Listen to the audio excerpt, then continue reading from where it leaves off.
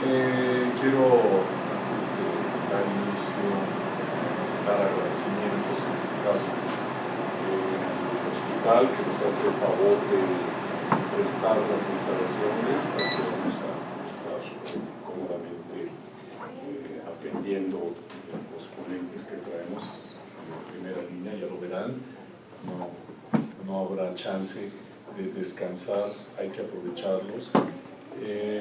Y bueno, aparte de la industria farmacéutica y al hospital, nos acompaña hoy el doctor David Luna Pérez, que es cardiólogo, pero es también nuestro presidente de la Sociedad Médica del Hospital Ángeles Metropolitano. Y pues él, al igual que su servidor, estamos muy interesados en lo que es la educación médica continua. Y afortunadamente contamos con el apoyo de muchísima gente, entre ellos está nuestro presidente, y evidentemente pues los pocos que estamos aquí, pero ya vienen otros en camino, ya están ahí comunicándose, pues estamos muy interesados en esta parte de la respiración, de la parte respiratoria.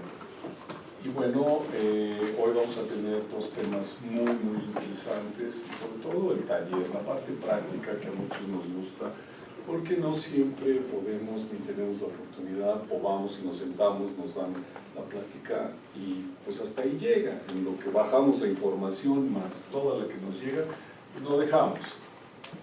Sin embargo, hemos pensado junto con la industria que es muy importante que tengamos, si no lo vamos a hacer diariamente, por ejemplo, en el uso de la espirometría, bueno, por lo menos tener el concepto, manejar el concepto, el criterio, para que esto nos ayude a definir qué pacientes van a recibir tal o cual tratamiento, como en el caso de las alergias, como en el caso incluso de alguna cirugía como es una infección cetal, unos pólipos y o pues, los asmáticos que cada vez están incrementándose, sobre todo en ciudades tan contaminadas como lo es la ciudad de Monterrey, donde nos visitan, y bueno, pues qué decir de la Ciudad de México, con casos como el que tuvimos recientemente de una crisis.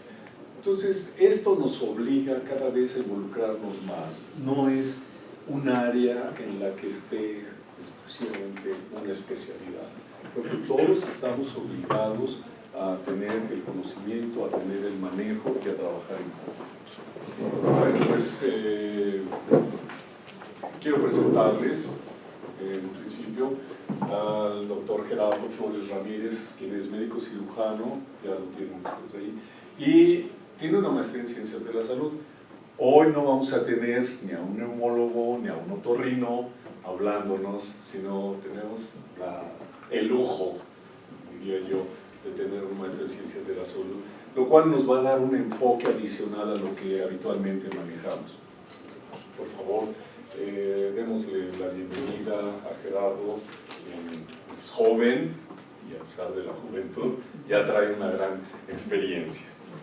Y también tenemos a nuestra fisioterapeuta profesional en terapia respiratoria, quien es Esther Catalina Méndez Pérez. Ella es profesional en terapia respiratoria, egresada del INER y de la Universidad Autónoma de Nuevo León. Ella nos va a hablar y nos va a ayudar, nos va a llevar de la mano en todo el aspecto práctico. Eso va a estar muy padre. Yo estoy muy emocionado porque es algo que he estado buscando, que me encanta y que bueno, pues reconozco que no tengo el conocimiento suficiente acerca de esto, entonces pues hemos estado buscándolo, lo logramos. Y bueno, dicho sea de paso, pues también agradecerte el esfuerzo que haces al venir desde Monterrey. Pues te invitamos a que te quedes un rato más aquí, si puedes quedarte hasta el día de mañana, le decimos aquí es, ¿sí? Para que nos vayamos a brindar. Recibámonos con un fuerte aplauso para que se sientan la calidez de la Ciudad de México. Y para dar inicio, yo le pediría al doctor David Luna Pérez, a nuestro presidente, pues que nos haga favor de dar inicio de manera formal a este curso taller de Por favor, doctor. Bueno, muchas gracias, buenos días a todos. Y bueno, pues ya sin tanto preámbulo, creo que era más que el doctor López Camilla en la presentación acerca de este curso. Y bueno, agradeciendo la presencia de todos ustedes, siendo, si me gustan ponerse de pie un momento, por favor, siendo las 10:36 de la mañana del 26 de junio, damos formalmente inaugurado el curso de asma y rinitis alérgica en estas instalaciones del Hospital Metropolitano, esperando que sea un curso de mucha ayuda para ustedes y de gran valía para sus pacientes. Muchísimas gracias por su presencia y damos por inaugurado el curso. Muchas gracias. Iniciamos contigo, Gerardo. Bueno, muchas gracias por estar aquí. El día de hoy vamos a comenzar con el tema de asma. Realmente vamos a ver un panorama general, tanto desde la definición, los síntomas, como es el diagnóstico clínico, pero nos vamos a enfocar más hacia el diagnóstico con espirometría, que es donde Esther nos va a apoyar en gran medida, ¿sí? Entonces vamos a comenzar con la definición de la GINA 2019. Como saben, hace más o menos un mes y medio, 2 meses, las guías cambiaron un poquito en la parte de tratamiento, pero la definición prácticamente se mantiene igual, ¿no? ¿Qué nos dice? Que es una enfermedad heterogénea. ¿Por qué heterogénea? Porque es una enfermedad que tiene múltiples causas, ¿sí? Sabemos que en su mayoría es una enfermedad alérgica, pero también tiene otras causas. Más adelante lo vamos a ver. Ahora, caracterizada por inflamación, este es el pilar, la inflamación, ¿sí? Vamos a conocer cuál es la fisiopatología del asma, ¿sí? Cuáles son las citocinas, cuáles son las células que interfieren para que genere esta inflamación, tanto en vía aérea grande como en vía aérea pequeña. Y cómo se define por un histórico de síntomas como disnea, sensación de opresión en el pecho y tos que varía en tiempo e intensidad. Vamos a conocer más adelante cuáles son las características de los signos y los síntomas que se presentan en esta enfermedad con su limitación al flujo de aire. Ahora, algo importante que tenemos que conocer es la prevalencia, ¿sí?, de esta enfermedad a nivel nacional. Como sabemos, según el estudio Global Burden of Disease del 2015, que es el más actual que tenemos a nivel nacional, nos dice que en niños entre 6 y 7 años, tanto el asma, bueno, aquí tenemos las enfermedades atópicas, ¿no? Asma, rinitis y dermatitis atópica. El asma, su mayor prevalencia está en Mérida. Y en niños entre 13 y 14 años, las ciudades o los estados que más prevalecen son Veracruz, Mérida y Ciudad Victoria, ¿ok? Ahora, en comparación con 1990, nos dice que actualmente las personas por asma mueren menos, ¿sí? La mortalidad ha disminuido un 27% en comparación con 1990, pero ¿qué creen? Que la prevalencia ha incrementado. Es decir, los pacientes se enferman más. Esto tiene mucho que ver tal vez con los hábitos, con el cambio climático que también tenemos, porque obviamente la aspiración de pólenes, de contaminación atmosférica es lo que afecta al paciente. El paciente se enferma más, pero se muere menos. Esto porque tenemos actualmente nuevas terapias que ayudan al paciente que tenga un buen control de la enfermedad, ¿sí? Ahora, vamos a hablar un poquito acerca de la fisiopatología, donde nos dice que el componente principalmente, bueno, como componente es inflamatorio, principalmente un alérgeno lo que hace es estimular a las diferentes células en un paciente atópico, ¿sí? Lo que hace es estimular a las células macrófagos o células dendríticas y a los mastocitos. Estos directamente en el tejido y estos a nivel periférico. Estos a su vez producen citocinas proinflamatorias. Sabemos que tenemos dos perfiles, perfil TH1 y perfil TH2.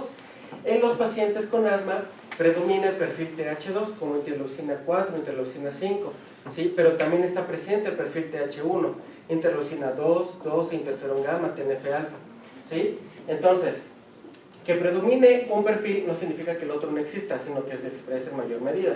Ahora, todas estas citocinas van a estimular otras células, ¿sí?, como a los eosinófilos, a los neutrófilos, a los linfocitos TH2, que son los TH2 los que producen citocinas con perfil TH2, obviamente, ¿no? Como la interleucina 13 también. Ahora, todo esto se resume en inflamación. ¿Y qué es lo que produce? Bueno, por un lado tenemos aquí a las células caliciformes, que al ser estimuladas por citocinas proinflamatorias perfil Th1, incrementa la producción de moco, ¿sí? Y esto provoca, obviamente, tapón de moco. Sabemos que también el moco, cuando se sobreexpresa, es irritativo, ¿sí? Entonces esto también va a generar inflamación. También se provoca vasodilatación, ¿no? Esto por la liberación de histamina, leucotrienos, prostaglandinas, por parte de eosinófilos, mastocitos y basófilos. Ahora, por otro lado, tenemos angiogénesis por la misma inflamación, tenemos un reflejo colinérgico, ¿sí? Y tenemos fibrosis subepitelial. Aquí quiero que quede claro algo. La transición epitelio-mesénquima, si han escuchado de este proceso, es el proceso que precede a la fibrosis. La transición epitelio-mesénquima está muy, ¿cómo se puede decir? Está muy investigada o analizada en los pacientes con EPOC. Sin embargo, también ha sido estudiada en los pacientes con asma. ¿De qué se trata la transición epitelio-mesénquima? Las células epiteliales normalmente son estimuladas por células y citocinas proinflamatorias que le están generando un proceso inflamatorio constante. Entonces, estas células epiteliales pierden su diferenciación y se convierten en células mesenquimatosas. Pierden moléculas de adhesión intracelular, ¿sí? Como ICAM, ECAM o BECAM. Estas células lo que hacen es migrar por debajo de la lámina basal y lo que hacen es también, bueno, pierden sus cilios, migran por debajo de la lámina basal y tienen un efecto de fibroblastos, ¿sí? Y estos fibroblastos lo que hacen es generar fibrosis, ¿no? Entonces, estas células se cambian su fenotipo y generan o tienen un efecto de fibrosis, ¿ok? Entonces, sí se ha demostrado que existe un proceso de transición epitelio-mesénquima en los pacientes con asma, pero no está bien definido como en los pacientes con EPOC, que sabemos que el paciente con EPOC va a terminar en fibrosis, ¿sí? Pero entonces sí hay algo de esto en los pacientes con asma. Ahora, ya que sabemos que el asma es una enfermedad inflamatoria, tenemos que conocer dónde hay inflamación, ¿sí? Porque quiero que vean aquí este esquema, no sé si alcanzan a ver bien o apagamos las luces, no sé si ¿sí se ve allá, ok, perfecto. Tenemos tanto la vía aérea grande como la vía aérea pequeña, ¿sí? ¿A qué le vamos a llamar una u otra? Tenemos aquí la tráquea que se llama generación 0 y vamos a llegar hasta la generación 8. De la generación 0 a la generación 8 es la vía aérea grande. Y de la generación 9 a la generación 24, que es ya donde se encuentran los arcos alveolares, es la vía aérea pequeña. Ahora, ¿cuál es la diferencia? La vía aérea pequeña no tiene cilios y no tiene cartílago. Como no tiene cartílago, es más propensa al colapso, ¿ok? Es la región con mayor tejido muscular de la vía aérea pulmonar. Ahora, si nosotros en un campo, imagínense, extendemos la vía aérea grande y extendemos la vía aérea pequeña ocuparía 5000 veces más área que la vía aérea grande. Es decir, esto representa muy poquito en el pulmón, ¿sí? Esto representa en su totalidad al pulmón. Entonces, ¿por qué es importante hablar de vía aérea pequeña? Porque es la mayor cantidad que tenemos en el pulmón, ¿sí?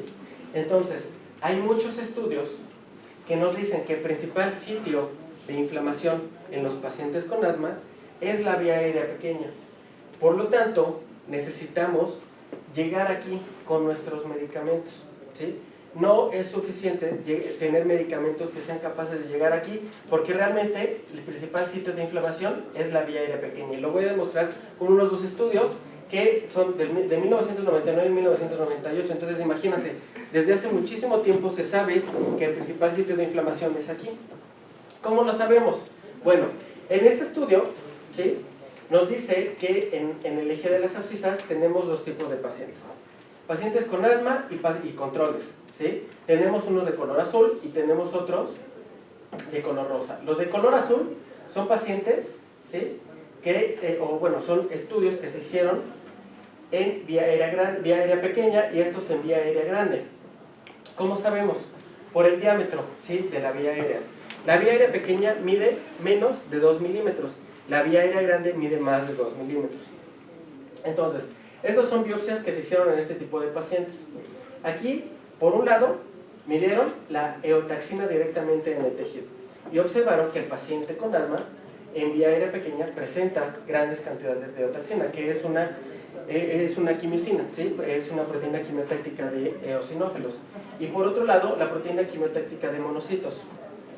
Aquí está, también está presente en vía aérea pequeña, obviamente también en vía aérea grande. Por otro lado, respuesta tardía. Igual, eje de las abscisas, tenemos a los pacientes con asma y los controles. En azul, vía aérea pequeña, en rojo, vía aérea grande. Entonces, ¿aquí qué midieron? Midieron citocinas proinflamatorias con perfil Th2, es decir, interleucina 5 e interleucina 4. Entonces, también determinaron, a través de biopsias, que los pacientes con asma en vía aérea pequeña existe gran cantidad de interleucina 5 y de interleucina 4. Esto lo que nos dice es que hay inflamación tanto en vía aérea grande como en vía aérea pequeña. Pero es en vía aérea pequeña donde comienza la inflamación, ¿sí? Ahora, como les comenté, ya tenemos nuevas tecnologías para ser capaces de llegar a donde antes no llegábamos, es decir, la vía aérea pequeña. Y hay estudios de centelografía, hay otros estudios que, bueno, estos son los de centelografía, son los actuales, pero estos estudios son de radiomarcaje. Entonces aquí lo que determinan es donde cada partícula de medicamento es capaz de llegar, dependiendo de su tamaño. Entonces pueden observar cómo tenemos tres diferentes tipos de partículas o tamaños de partícula. Partículas de 1.5 micras, partículas de 3 micras y partículas de 6 micras. Vean cómo la partícula de 6 micras es capaz de llegar únicamente en vía aérea central o vía aérea grande. Las partículas de 3 micras todavía no logran penetrar en vía aérea pequeña o vía aérea periférica. Pero las partículas menores a 2 micras son las que son capaces de llegar a vía aérea periférica, como lo pueden ver en este estudio del Dr. Usmani, que desde el 2005 él fue capaz de determinar esto, ¿sí? Ahora, ¿qué nos dice? Las partículas pequeñas tienen un buen depósito pulmonar. Ahora, no crean que entre más pequeña la partícula es mejor. ¿Por qué? Porque las partículas menores a 1 micra se evaporan y se salen. Esas no tienen un buen efecto terapéutico, ¿sí? Lo ideal es tener medicamentos que tengan partículas de 1 a 2 micras para ser capaces de llegar a vía aérea periférica, ¿sí?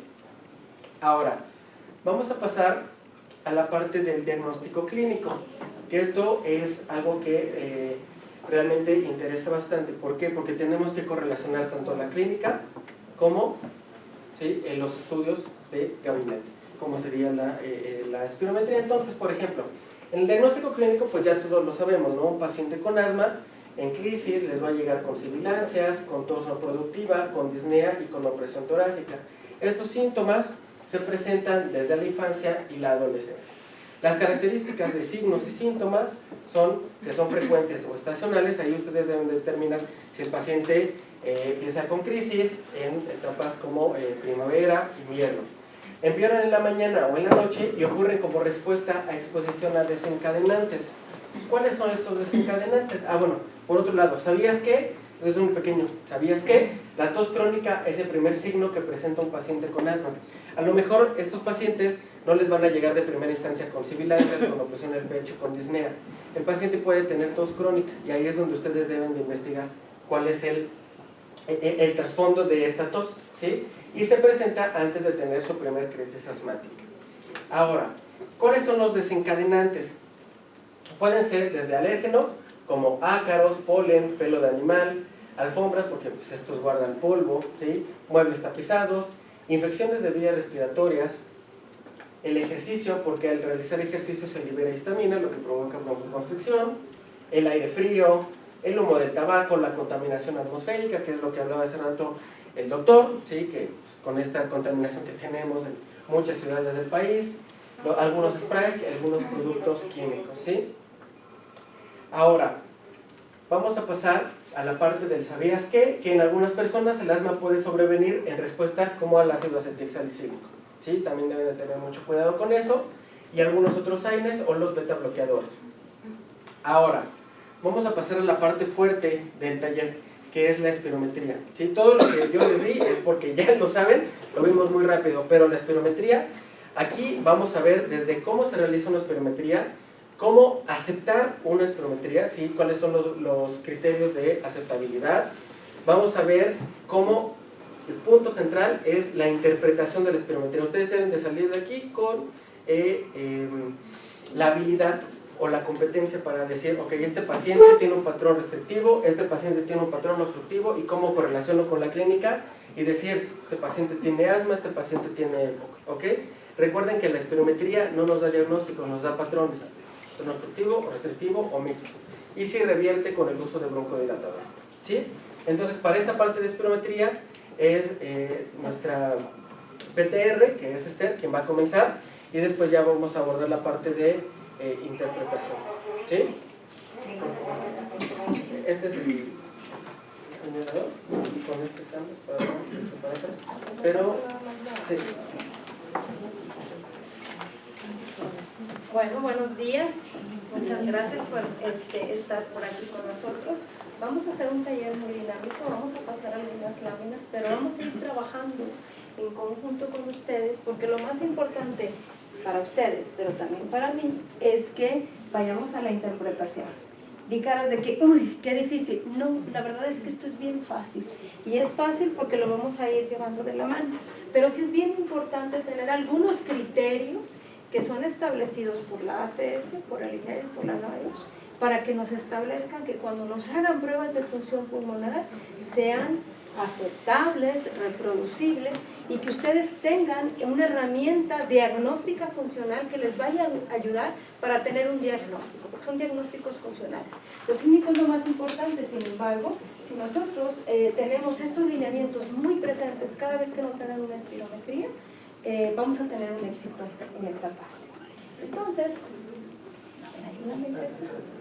Okay. Entonces, ¿qué es la espirometría? Pues sabemos que es el estándar de oro, sobre todo en aquellos pacientes que queremos evaluar la salud respiratoria.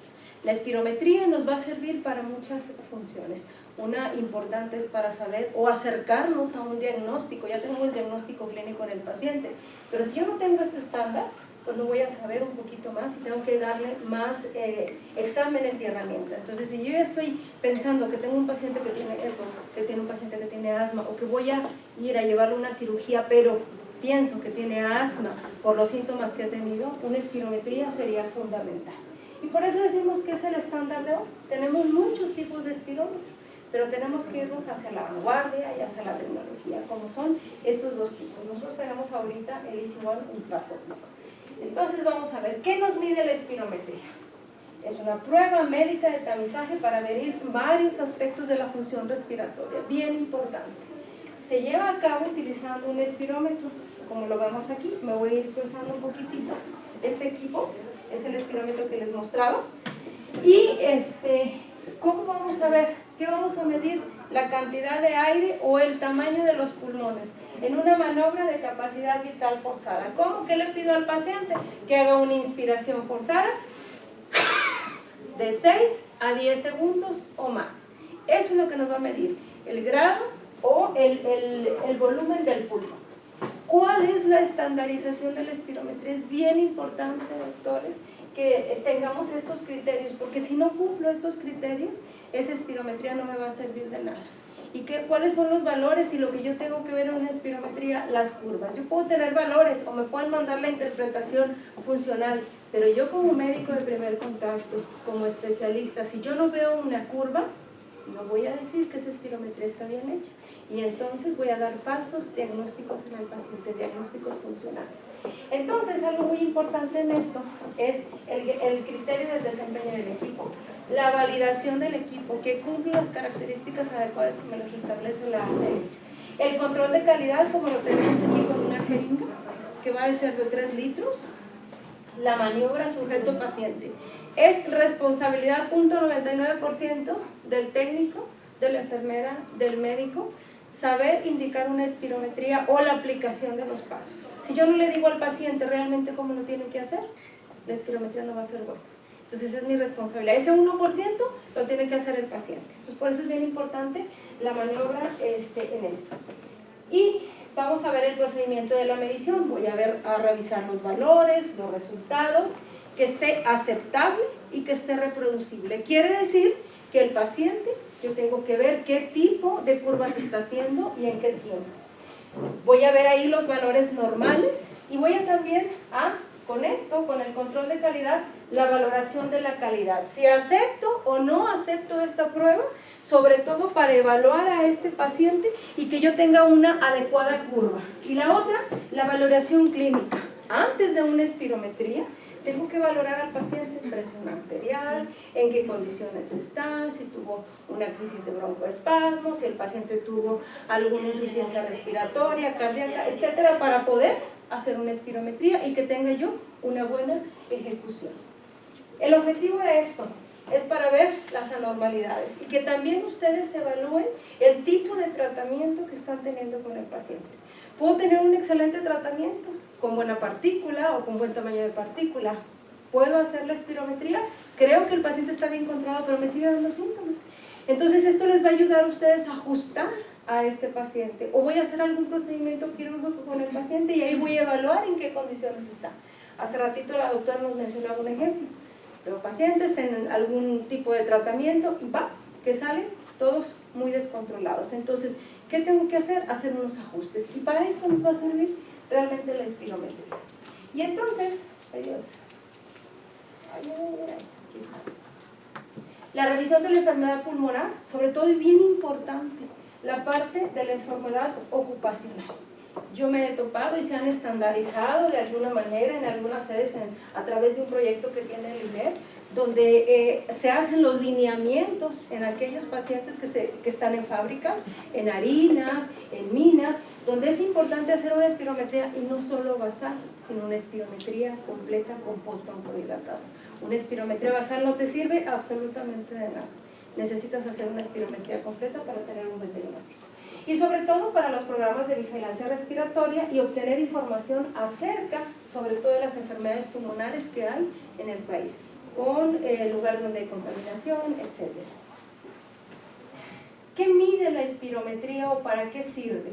Pues lo hablamos ahorita, sirve para medir el tamaño de los pulmones. Y tenemos toda esta gama de valores que pueden medir capacidad vital pulmonar, volumen respiratorio de volumen corriente, y donde cada uno tiene un valor específico en la curva. Y es bien importante que los tomemos en cuenta. Les vamos a dar una espirometría con características distintas para que ustedes vayan anotando y nos vamos a ir de la mano, donde yo puedo tener un diagnóstico fácil y efectivo con los pacientes.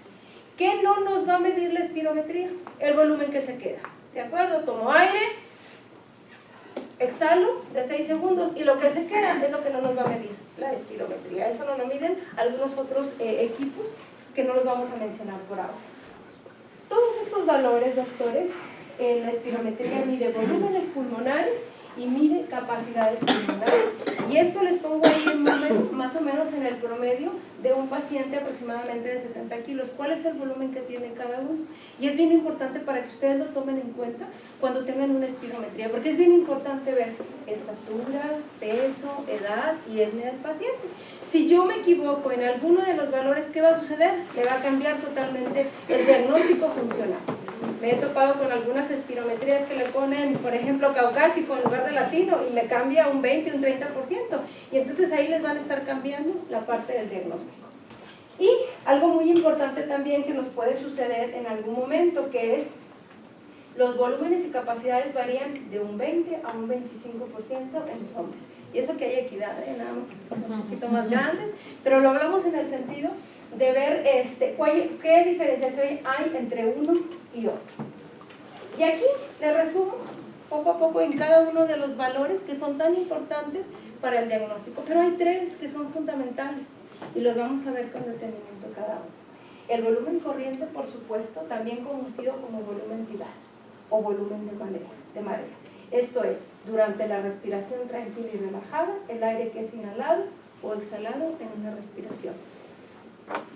Inhala y exhala. Volumen de reserva inspiratorio es la máxima cantidad de aire y está exhalada de manera forzada después de una inspiración, que fue lo que hicimos ahorita. Inspiro. Y así van a durar algunos de ustedes ahorita en hacer el ejercicio, ¿ok? El volumen de reserva inspiratorio es la máxima cantidad de aire que puede ser inhalado de manera forzada después de una respiración normal. El volumen residual es la cantidad de aire que permanece en los pulmones después de una expiración máxima. Capacidades pulmonares es la cantidad máxima de aire que puede ser exhalada después de una inhalación máxima. La capacidad es la suma del volumen entidad, del volumen expiratorio y del volumen de reserva. Todos estos, de alguna manera, nos mide la espirometría, pero vamos a irnos a lo fundamental y lo más importante de esta parte técnica o teórica, que es la capacidad vital forzada. ¿Qué quiero medir? El tamaño de los pulmones, ¿verdad? ¿Qué tan grandes, qué tan pequeños, qué tan obstruidos? Voy a medir volúmenes grandes. El volumen de reserva expiratorio forzado nos indica el grado de obstrucción. Ahí es fundamental, porque ahí es donde voy a ver el diagnóstico funcional en el paciente. Y ustedes lo van a ver en una espirometría. ¿Y por qué lo van a ver en una espirometría? Porque ahí voy a decidir si el paciente tiene obstrucción leve, moderada o severa, o lo voy a escalonar con un patrón obstructivo, restrictivo, sugestivo de restricción, y me va a ayudar a clasificar al paciente y a poder unificar la parte del tratamiento que estoy llevando o iniciar el tratamiento en el paciente. Y la relación B1 nos indica qué grado de obstrucción tiene el paciente, y ahí también vamos a poder modular en el seguimiento del paciente clínico. Hay muchos tipos de espirómetros y yo creo que aquí nuestro objetivo no es vender un espirómetro, sino que ustedes vean la parte de la calidad, la facilidad que pueden tener un equipo donde ustedes mismos pueden hacer una espirometría, donde les van a dar diagnósticos y donde no necesitan más que hacer los lineamientos de calibración, estandarización, etcétera, para que tengan un adecuado control. En la historia nos dice que los manuales se miden con trazos y operaciones de calculadora. No sé si en algún momento le tocó, o al doctor, que íbamos a la clase del INER y que te ponían las tablas y con reglas y eran muy complicados. ¿Qué pasa?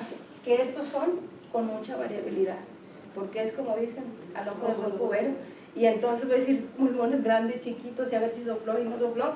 Realmente no queremos eso, no vamos a llegar a un diagnóstico funcional, vemos nada más la parte clínica. Todos se miden de acuerdo a peso, talla y sexo. La interpretación era, como le decía, con trazos y cálculos. Eran hojas así, llenas de las tablitas, y tú tenías que medirlo. Era un dolor de cabeza, pero aprendías. Y a lo mejor en fisiología ustedes lo pudieron ver, pero nos llevaba tiempo. Y hoy en día los automáticos o controladores por computadora, bueno, pues son más reproducibles, fáciles, nos dan una interpretación autónoma. Sin embargo, es tan importante que nosotros, aunque me la dé autónoma, evaluar la clínica del paciente y evaluar también los valores que está midiendo el paciente en la curva, en el tiempo, etc. Como dice, tiene una desventaja, ¿verdad? En esto no toma en cuenta la variación clínica o la probabilidad. Hay un paciente que en ese momento puedo estar haciendo la espirometría y me provoca un broncoespasmo en ese paciente, o ya lo tuvo. Entonces hay una variación, o me dice que la curva, que no es reproducible y no es aceptable, se equivocan, no son perfectos, y entonces yo tengo que